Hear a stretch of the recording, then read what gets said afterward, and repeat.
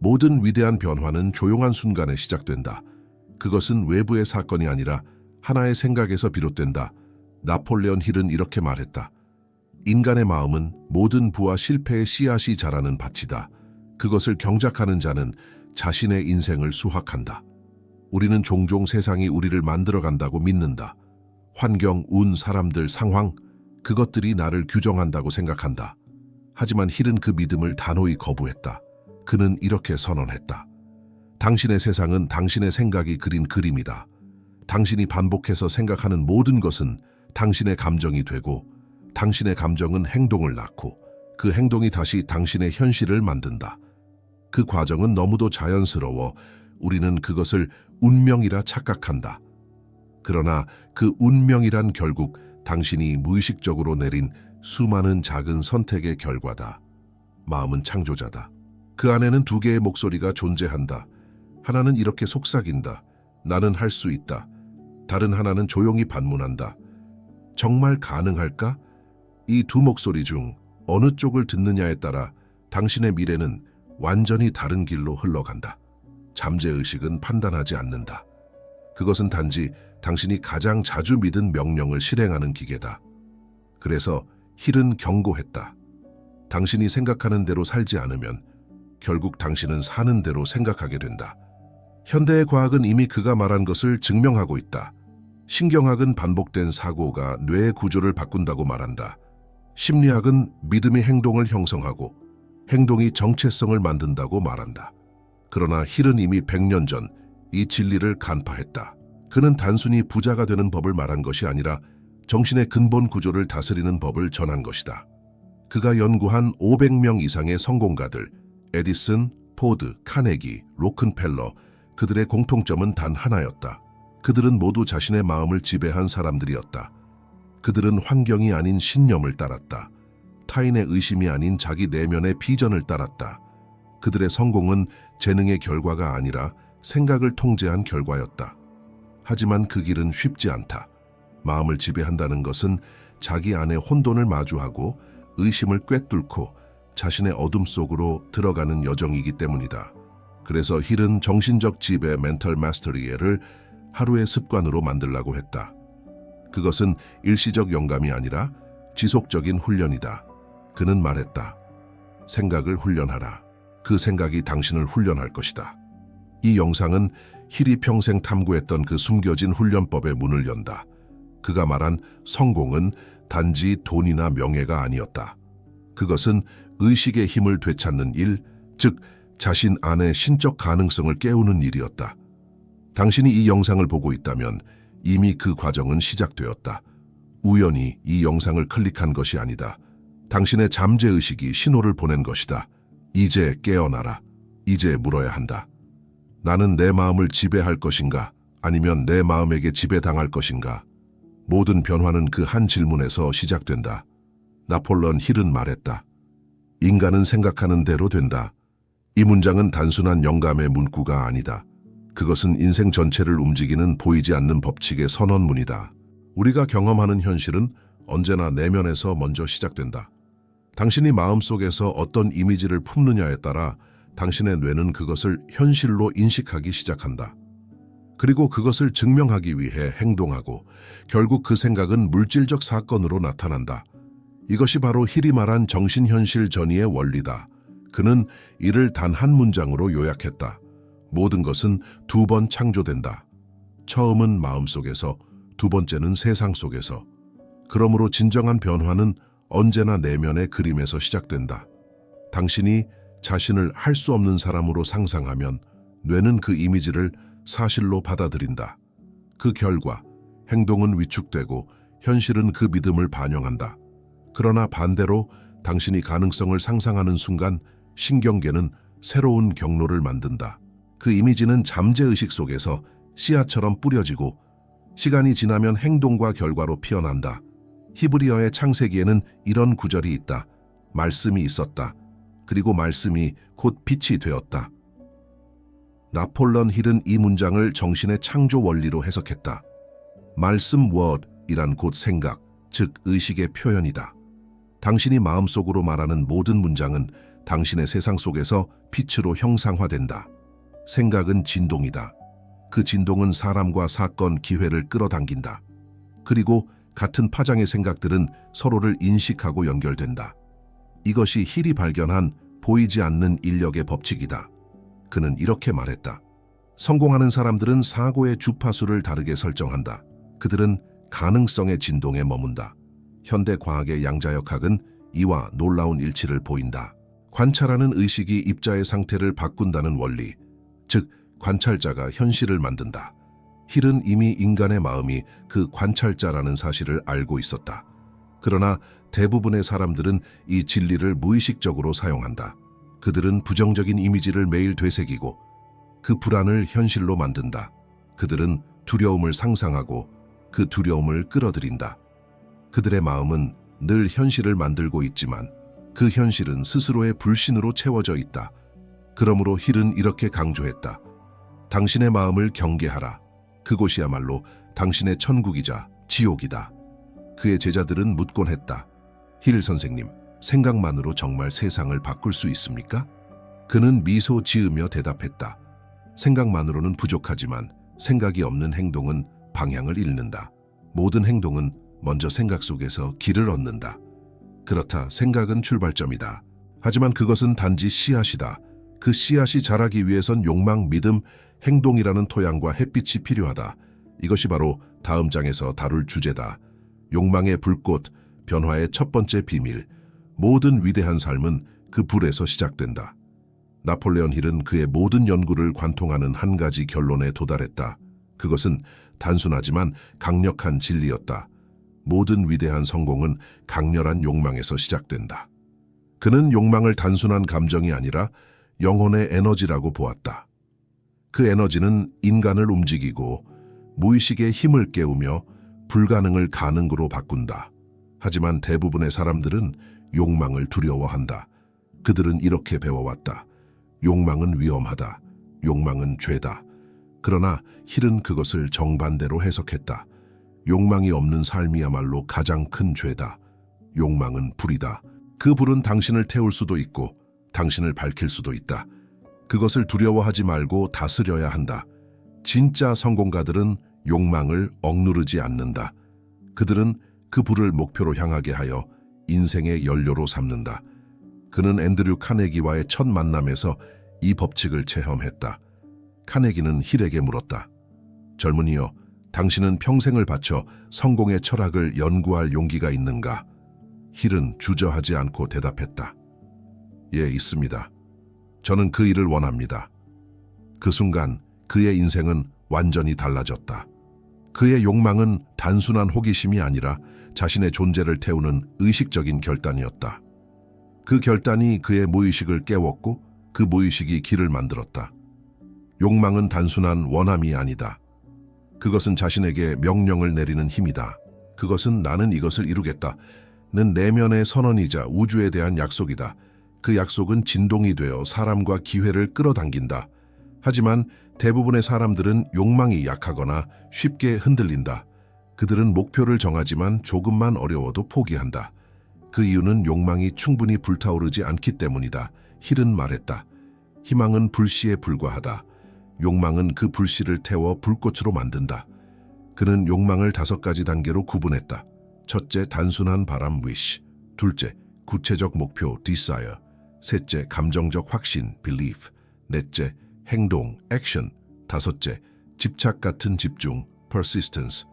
그 5단계를 통과한 욕망은 더 이상 감정이 아니다. 그것은 현실을 움직이는 힘이 된다. 욕망이 없는 목표는 종이 위의 글자에 불과하다. 그러나 욕망이 깃든 목표는 영혼의 명령이 된다. 그 명령은 당신을 앞으로 밀어내고 당신의 피로와 두려움을 이긴다. 히브리어로 영혼은 네페쉬, NPSH라고 한다. 그 의미는 호흡, 생명력이다. 욕망은 바로 그 생명력의 숨결이다. 그 숨결이 꺼지면 인간은 살아있어도 죽은 것과 같다. 그러므로 욕망은 단지 물질적 욕구가 아니라 영혼의 방향을 찾는 나침반이다. 당신이 진정 원하는 것이 무엇인지 명확히 하라. 그것이 당신의 불씨다. 그 불을 꺼뜨리지 말고 매일 조금씩 더 강하게 피워 올려라. 욕망은 결국 당신을 행동으로 이끈다. 그리고 행동은 당신의 운명을 바꾼다. 나폴레옹 힐의 철학에서 자기 암시, self-suggestion는 인간 변화의 가장 핵심적인 열쇠였다. 그는 이렇게 말했다. 당신의 잠재의식은 당신이 반복적으로 말하는 것을 믿는다. 그러므로 스스로에게 어떤 말을 하느냐가 당신의 운명을 결정한다. 인간의 마음은 두 개의 층으로 나뉜다. 의식은 배의 조타수와 같다. 그러나 배를 실제로 움직이는 것은 수면 아래의 거대한 엔진, 즉 잠재의식이다. 당신은 매일 수많은 생각을 한다. 그중 90% 이상은 어제와 같은 생각이다. 그 반복된 생각들이 잠재의식의 명령처럼 각인된다. 그리고 잠재의식은 그 명령을 충실히 실행한다. 그것이 긍정이든 부정이든 상관없이. 그래서 힐은 경고했다. 부정적인 자기 대화는 가장 위험한 자기 암시다. 그는 성공을 가로막는 대부분의 장벽이 외부가 아니라 자기 내부의 언어에서 비롯된다고 보았다. 자기 암시는 단순히 나는 잘할 수 있다는 긍정문이 아니다. 그것은 감정이 실린 명령이다. 의식이 아니라 잠재의식이 받아들일 수 있을 정도로 강렬하고 반복적인 선언이다. 그는 다음의 실험을 제안했다. 매일 아침 거울 앞에 서서 스스로에게 이렇게 말하라.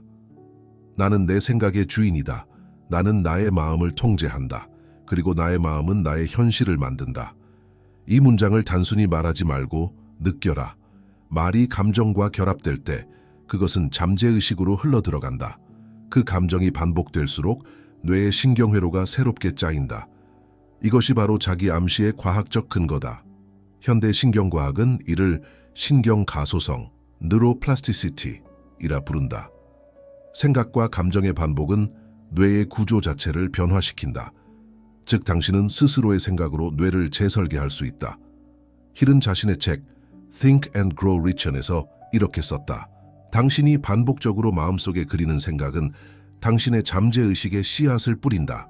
그리고 그 씨앗은 반드시 현실로 자란다. 그는 수많은 제자들에게 자기 암시 문장을 쓰게 했다. 그리고 그것을 매일 소리내어 읽게 했다. 그 단순한 습관이 그들의 잠재의식을 재교육했다. 그 결과 그들은 행동이 변하고 결국 인생이 변했다. 자기 암시의 힘은 마치 정신의 최면과 같다. 당신이 스스로에게 어떤 이야기를 들려주는가, 그것이 당신의 현실을 결정한다. 잠재의식은 비판하지 않는다. 그것은 단지 받아들이고 실행할 뿐이다. 그렇다면 지금 당신은 어떤 암시를 자신에게 주고 있는가? 나는 피곤해. 나는 실패자야. 나는 운이 없어.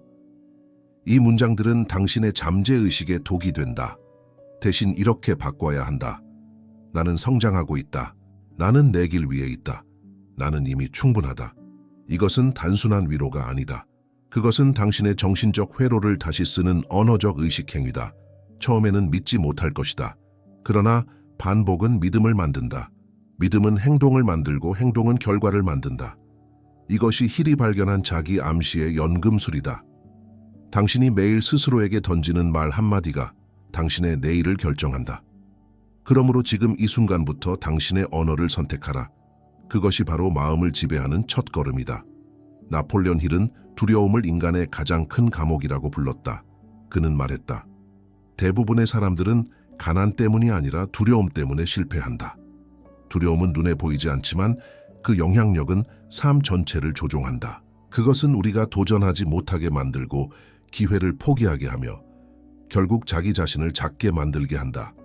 그러나 힐은 두려움을 적으로 보지 않았다. 그는 두려움을 자기 이해의 신호로 여겼다. 그는 이렇게 말했다. 두려움은 당신이 성장해야 할 방향을 알려주는 나침반이다. 두려움이 일어나는 방향이 바로 당신이 나아가야 할 길이다. 왜냐하면 그 길은 당신의 한계를 깨는 방향이기 때문이다. 그것은 당신의 새로운 자아가 기다리고 있는 문이다. 그는 두려움의 6가지 근원을 정의했다. 가난에 대한 두려움, 비판에 대한 두려움, 질병에 대한 두려움, 사랑의 상실에 대한 두려움, 노화에 대한 두려움, 죽음에 대한 두려움. 이 6가지 두려움은 대부분의 인간 행동을 조종한다. 그리고 그들은 잠재의식에 깊이 뿌리 박혀 있다. 당신이 이 두려움의 언어로 스스로에게 이야기할수록 당신의 잠재의식은 그것을 현실로 만든다.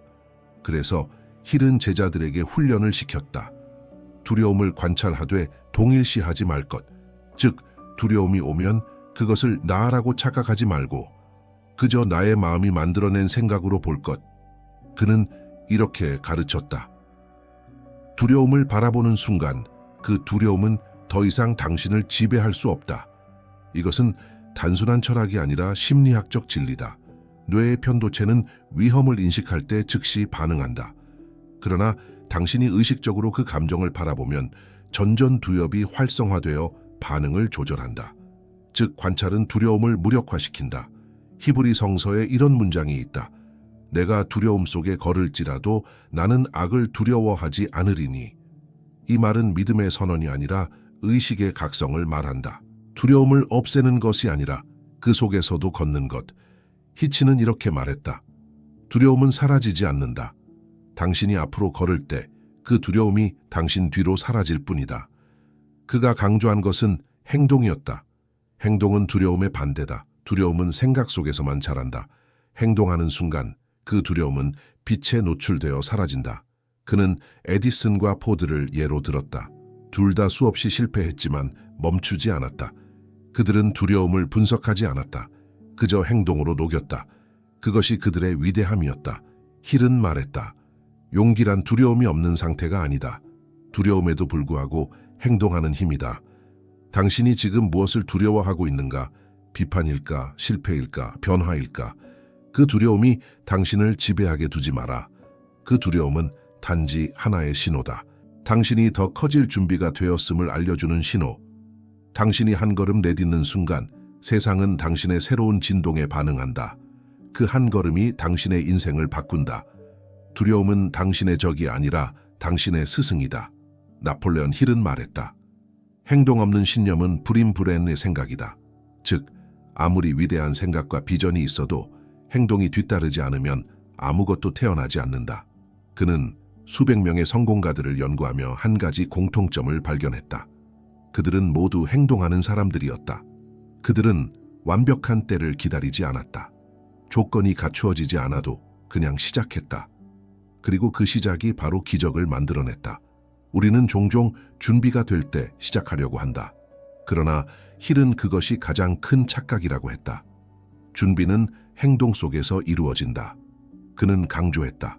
지식이 힘이 되는 것은 그 지식이 행동으로 옮겨질 때뿐이다. 행동은 당신의 신념을 현실로 옮기는 달이다. 생각이 씨앗이라면 행동은 그것을 땅 속에 심는 손이다. 그 손이 움직이지 않으면 그 어떤 씨앗도 결코 자라지 않는다. 그러나 사람들은 종종 이렇게 말한다. 나는 동기부여가 안 돼. 지금은 기분이 아니야. 하지만 힐은 단호했다. 동기부여는 행동의 결과이지 전제가 아니다. 즉, 행동하면 에너지가 생긴다. 움직임이 생각보다 먼저다. 그것이 생물학의 법칙이며 심리학의 진실이다. 당신이 한 걸음 내디딜 때 몸은 의식보다 먼저 변화한다. 그리고 그 변화가 당신의 감정을 끌어올린다. 그는 포드의 말을 인용했다. 움직이지 않는 생각은 썩는다. 그 말은 단순한 비유가 아니다.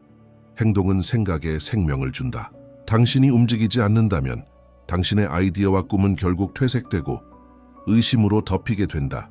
히치는 말했다. 성공은 거대한 도약이 아니라 매일의 작은 반복이다. 그는 행동을 근육이라고 표현했다. 매일 반복할수록 강해지고 한 번 멈추면 약해진다. 그는 제자들에게 하루 루틴을 만들게 했다. 단 30분이라도 집중해서 자신이 정한 목표를 향한 행동을 할 것. 그것이 글쓰기든 공부든 계획 세우기든 상관없다. 핵심은 매일 같은 시간 같은 의식으로 움직이는 것. 그것이 자기 지배력의 뼈대가 된다. 행동은 단순한 노력 이상의 의미를 갖는다. 그것은 정신적 선언이다. 당신이 우주에 이렇게 말하는 것이다. 나는 진심이다. 그리고 우주는 언제나 진심에게 반응한다. 기회, 사람, 자원이 마치 우연처럼 보이지만 사실 그것은 당신의 진동에 맞춰 다가온다. 그 시작은 항상 하나의 행동에서 비롯된다. 그렇다면 질문하라. 오늘 당신이 해야 할 단 한 가지 행동은 무엇인가? 그 행동이 작더라도 그것이 당신의 에너지를 바꿀 것이다. 그리고 그 에너지가 당신의 운명을 바꿀 것이다. 히치는 마지막으로 이렇게 말했다. 작은 행동이 반복되면 그것은 운명이 된다. 행동은 단순한 물리적 움직임이 아니라 당신의 신념이 세상과 맞닿는 의식의 움직임이다. 오늘 당신이 움직이면 내일의 당신은 이미 달라져 있다. 행동은 마음을 정렬시키고 마음은 현실을 창조한다. 나폴레온 힐이 세상에 남긴 가장 혁신적인 아이디어 중 하나는 바로 바츠보 마스터마인드 원리, The Mastermind Principle였다. 그는 이렇게 정의했다. 두 개 이상의 마음이 완벽한 조화로 연결될 때 그 사이에는 제3의 보이지 않는 힘이 태어난다. 이 개념은 단순한 협력 이상의 의미를 가진다. 그것은 의식의 융합, 즉 인간 정신의 집단적 진동이 만들어내는 창조의 장창을 말한다. 힐은 자신의 성공 철학을 연구하면서 한 가지 패턴을 발견했다. 세계를 바꾼 위대한 인물들은 결코 혼자서 성공하지 않았다는 것이다. 에디슨 곁에는 발명을 함께 구상한 파트너들이 있었고, 포드 곁에는 기술자와 경영자가 있었으며, 앤드류 카네기는 스스로를 마스터마인드의 결과물이라고 불렀다. 그는 말했다. 나는 혼자가 아니다. 내 곁에는 나보다 현명한 사람들이 있고 그들과의 조화가 내 운명을 만들어냈다. 이것이 바로 마스터마인드의 핵심이다. 서로 다른 개인의 생각과 에너지가 하나의 목적을 위해 조화롭게 결합될 때 그 사이에는 하나의 새로운 의식이 생긴다. 힐은 그것을 제3의 마음, 즉 창조적 집단의 영혼이라고 불렀다. 그는 이렇게 썼다. 두 사람의 마음이 진심으로 하나의 목표를 향할 때 그들의 에너지는 더 이상 2배가 아니라 10배가 된다. 그 이유는 간단하다. 사람은 혼자 있을 때 제한된 사고의 틀 안에 갇히지만 타인과 깊이 연결될 때 그 틀이 깨진다. 타인의 시각은 우리의 한계를 확장시키고 공명하는 에너지는 의심을 용기로 바꾼다. 그러나 이 원리는 아무 그룹에나 적용되지 않는다. 힐은 경고했다. 당신의 마스터마인드를 잘못된 사람들과 이루면 그 에너지는 파괴적인 방향으로 작동한다. 그는 3가지 조건을 강조했다. 첫째, 공통된 목적 purpose. 둘째, 감정적 조화 harmony. 셋째, 정직한 의도 integrity. 이 3가지가 결합될 때 그 집단의 정신은 하나의 거대한 생명체처럼 움직인다. 그 속에서 영감이 흐르고 아이디어가 번개처럼 떠오른다. 힐은 이 원리를 영적 법칙으로도 보았다. 그는 말했다. 마스터마인드 안에는 신성한 에너지가 흐른다. 그것은 두려움을 없애고 사람을 확장시킨다. 이 원리는 단지 사업가나 지도자만을 위한 것이 아니다. 모든 인간관계에 적용된다. 가족, 친구, 배우자, 그 관계 속에도 마스터마인드의 에너지가 흐를 수 있다. 당신이 누군가와 진심으로 마음을 나눌 때 그 사이에서 일어나는 감정의 공명은 단순한 대화가 아니다. 그것은 두 영혼의 진동이 만들어내는 제3의 창조다. 그곳에서 새로운 이해, 용기, 그리고 비전이 태어난다. 당신은 혼자가 아니다. 당신의 길 위에는 당신의 진동과 공명할 누군가가 기다리고 있다. 그 사람을 만나면 당신의 생각은 갑자기 더 멀리 날아가고 당신의 에너지는 이전보다 훨씬 강해질 것이다. 힐은 이렇게 마무리했다. 혼자 생각하면 꿈이지만 함께 생각하면 현실이 된다. 그것이 바로 마스터마인드의 힘이다. 함께 깨어있는 두 마음이 만나면 그곳에서 불가능은 사라진다. 나폴레온 힐은 신념 faith를 단순한 종교적 개념으로 보지 않았다. 그에게 신념은 인간 정신의 에너지 시스템이었다. 그것은 눈에 보이지 않지만 모든 창조와 성취의 중심에서 움직이는 보이지 않는 전류였다. 그는 말했다. 신념은 생각을 진동시켜 현실로 만든다. 신념이 없는 생각은 전기가 없는 전선과 같다. 신념이란 확신이다. 그러나 그것은 외부에서 주어지는 것이 아니다. 그것은 내면에서 스스로 점화되는 불꽃이다. 그 불이 켜질 때 의심은 사라지고 행동은 자연스러워진다. 히치는 신념을 과학적으로 설명했다. 그는 마음을 하나의 진동체 바이브레이셔널 필드로 보았다. 그리고 신념이 강해질수록 그 진동은 더 명확하게 세상과 공명한다. 그것이 바로 끌어당김의 법칙의 본질이다. 하지만 신념은 맹목적인 확신이 아니다. 그것은 이해에서 비롯된 확신이다. 자신의 목적을 알고 그 목적이 정당함을 깨달을 때 비로소 신념은 흔들리지 않는다. 그는 말했다. 당신의 신념은 당신의 잠재의식에 부여하는 명령이다.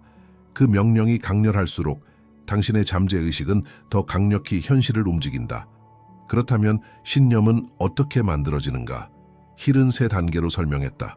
첫째, 명확한 목표, definite purpose. 둘째, 반복된 암시, repetition of suggestion. 셋째, 감정적 확신, emotional conviction. 그는 이 3가지가 결합될 때 신념은 단순한 생각이 아니라 에너지로 전환된다고 말했다. 그 에너지가 행동을 이끌고 행동이 결과를 창조한다. 그는 자신이 직접 경험한 일화를 이야기했다. 가난한 기자 시절 그는 단 한 권의 노트를 가지고 있었다. 그 노트에는 단 하나의 문장이 적혀 있었다. 나는 인간 정신의 비밀을 연구해 세상에 그 철학을 전할 것이다. 그는 그 문장을 매일 읽었다. 그리고 그것을 믿었다. 그 믿음은 현실이 되었다. 그의 인생은 그 문장에서 시작된 것이다. 즉, 신념은 보이지 않는 씨앗이지만 그 씨앗이 결국 인생의 숲을 만든다. 그는 이렇게 경고했다. 신념 없는 행동은 방향을 잃고 행동 없는 신념은 죽은 믿음이다. 신념은 행동의 불씨이며 행동은 신념의 증거다. 이 둘은 분리될 수 없다. 신념이 깊을수록 당신은 외부의 혼란 속에서도 중심을 잃지 않는다. 왜냐하면 당신은 이미 내면의 법칙을 알고 있기 때문이다. 그 법칙은 이렇게 말한다. 믿는 만큼 그것이 된다. 세상은 불확실하지만 당신의 내면은 명확할 수 있다. 그 명확함이 바로 신념의 상태다. 신념은 마치 안개 속의 등불과 같다. 그 빛이 약하면 길을 잃지만 그 빛이 강하면 어둠이 아무리 짙어도 방향을 잃지 않는다. 당신이 믿음을 선택하는 순간 당신은 이미 승리한 것이다. 왜냐하면 그 순간 당신은 더 이상 외부에 끌려다니는 존재가 아니라 스스로의 에너지를 창조하는 존재가 되기 때문이다. 나폴론 힐은 인간의 마음이 진동하는 에너지라는 사실을 누구보다 잘 이해했다. 그는 이렇게 말했다. 감사, 간시는 모든 진동 중 가장 높은 파장이다. 감사는 풍요를 부르고 불평은 결핍을 부른다. 감사는 단순한 예의나 긍정적 태도가 아니다. 그것은 마음의 주파수를 바꾸는 의식적인 선택이다. 감사하는 순간 당신의 사고와 감정은 결핍의 진동에서 벗어나 풍요의 진동으로 전환된다. 그것이 바로 우주가 응답하는 언어다. 히치는 자신의 제자들에게 이런 훈련을 시켰다. 매일 아침 일어나자마자 지금 내가 감사할 수 있는 3가지를 적을 것. 작은 일이라도 좋다. 그는 말했다. 감사는 당신의 마음을 재조율하는 첫 번째 연습이다. 이 간단한 행위가 잠재의식을 변화시킨다. 왜냐하면 감사의 감정은 이미 충분하다는 신호를 우주에 보낸다. 그러면 우주는 그 진동에 맞춰 더 많은 것을 흐르게 한다. 풍요는 언제나 감사하는 자에게 머문다. 하지만 감사만으로는 부족하다. 힐은 그것에 시각화, visualization을 더했다. 시각화란 단순한 상상이 아니다. 그것은 감정이 동반된 생생한 체험의 재현이다. 그는 말했다. 당신이 원하는 것을 이미 얻은 것처럼 느껴라. 그 감정이 현실을 앞당긴다. 잠재의식은 현재와 미래를 구분하지 못한다. 그것은 오직 느낌, feeling을 인식한다. 그래서 당신이 감사와 함께 시각화할 때 당신의 잠재의식은 이미 그 현실이 이루어졌다고 믿는다. 그리고 그 믿음이 새로운 행동과 기회를 만들어낸다. 이것은 마치 음악과 같다. 감사는 멜로디이고 시각화는 그 멜로디에 생명을 부여하는 리듬이다. 이 2가지가 조화를 이루면 당신의 내면은 조용히 새로운 현실을 작곡하기 시작한다. 그는 제자들에게 이렇게 말했다. 당신이 원하는 것을 머리로만 상상하지 말라. 그것을 가슴으로 느껴라. 그때 당신의 영혼이 그것을 창조하기 시작한다. 한 제자는 매일 같은 시간에 조용히 앉아 자신이 원하는 삶을 상상했다. 그는 가난했지만 자신이 풍요롭게 살고 있는 모습을 감사하며 시각화했다. 1년 후 그는 자신이 그렸던 삶을 실제로 살고 있었다. 그의 삶은 완벽하게 마음의 그림대로 흘러갔다. 이것이 바로 힐이 말한 마음의 마법이다.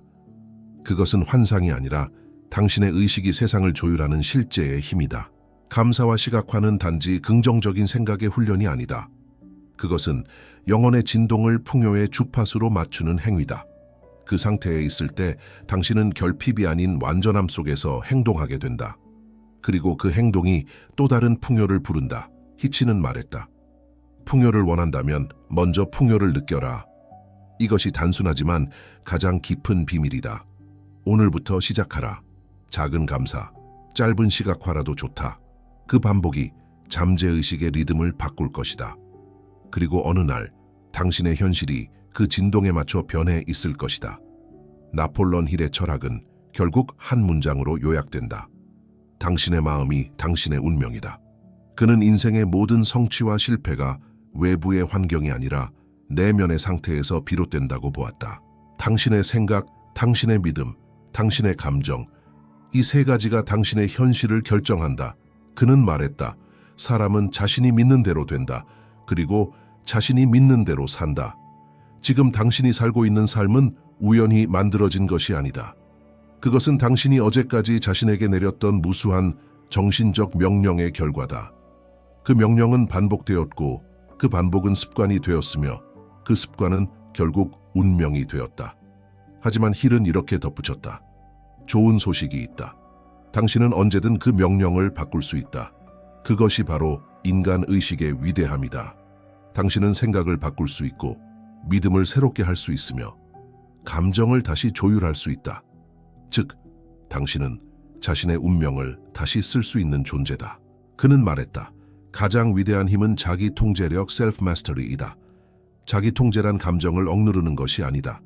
그것은 감정을 이해하고 방향을 정하며 그 에너지를 자신이 원하는 목적에 사용한다는 뜻이다. 마음은 들판과 같다. 무엇을 심든 그대로 자란다. 두려움을 심으면 두려움이 자라고 희망을 심으면 희망이 자란다. 그것이 마음의 법칙이다. 그래서 힐은 강조했다. 당신의 마음을 하루도 방치하지 말라. 그는 마음을 정신의 정원이라고 불렀다. 그 정원을 매일 가꾸지 않으면 잡초가 자라나 당신의 믿음을 덮는다. 그렇다면 그 정원을 돌보는 방법은 무엇인가? 그는 5가지로 요약했다. 첫째, 명확한 목표를 매일 되새겨라. 둘째, 감사의 습관으로 진동을 정화하라. 셋째, 긍정적인 자기 암시로 잠재의식을 훈련하라. 넷째, 두려움이 아닌 믿음으로 행동하라. 다섯째, 끊임없이 배워라, 성장하라, 멈추지 마라. 그는 이렇게 말했다. 당신이 마음을 통제하지 못하면 세상이 당신의 마음을 대신 통제할 것이다. 세상은 소음으로 가득하다. 비교, 불안, 의심, 조급함, 그 소음 속에서 당신의 내면의 목소리는 점점 희미해진다. 그러나 단 한 가지 진실은 여전히 남는다. 마음은 언제나 당신의 편이다. 그것은 당신의 적이 아니라 당신이 이해받기를 기다리는 친구다. 당신의 마음은 당신이 진심으로 믿는 방향으로 나아간다. 그것은 기계가 아니다. 그것은 살아있는 에너지이며 당신의 생각에 따라 반응하는 신성한 힘이다. 힐은 마지막으로 이렇게 썼다. 인간은 자신이 무엇을 생각하느냐에 따라 천국을 만들 수도 지옥을 만들 수도 있다. 이 말은 단순한 은유가 아니다. 그것은 존재의 법칙이다. 당신이 지금 품고 있는 생각이 내일의 현실을 만든다. 그것이 힐이 남긴 정신적 유산이다. 이제 당신에게 선택이 주어졌다. 당신의 마음을 세상에 맡길 것인가? 아니면 당신이 그 마음의 주인이 될 것인가? 그 선택은 당신의 내면에서 이루어진다. 그 순간이 바로 운명이 바뀌는 순간이다.